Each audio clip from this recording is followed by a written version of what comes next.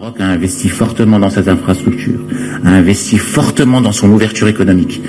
Et c'est un investissement lourd, les gens de la CGM en savent quelque chose. L'ouverture économique a coûté aux opérateurs économiques nationaux. L'Europe a souvent regardé cette région nord-africaine comme une zone tampon et comme une zone de sécurité énergétique, pour faire simple. Cette zone tampon aujourd'hui est en plein développement. Elle a un potentiel. Elle a appris à se structurer. Et le Maroc en est le parfait exemple. Le Maroc a investi fortement dans ses infrastructures, a investi fortement dans son ouverture économique.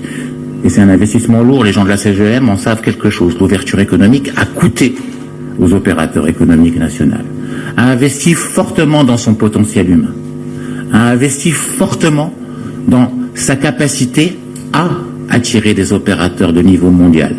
Sur les 5 dernières années, 75% des investissements dans l'industrie sont du capital étranger.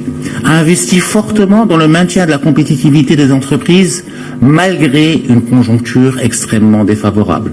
Nous avons par exemple au niveau de ce gouvernement maintenu le prix de l'énergie, y compris pour l'industrie, au prix de 2017.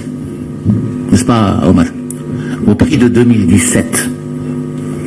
Les opérateurs étrangers peuvent témoigner que c'est un exploit. Ça a été multiplié par 3, 4, 5, 6, 7, 10 parfois dans certains pays. Ce qui fait aujourd'hui qu'on a, en termes de capacité de compétitivité, une des meilleures compétitivités productives au monde. Donc on est fit, pas un gramme de graisse.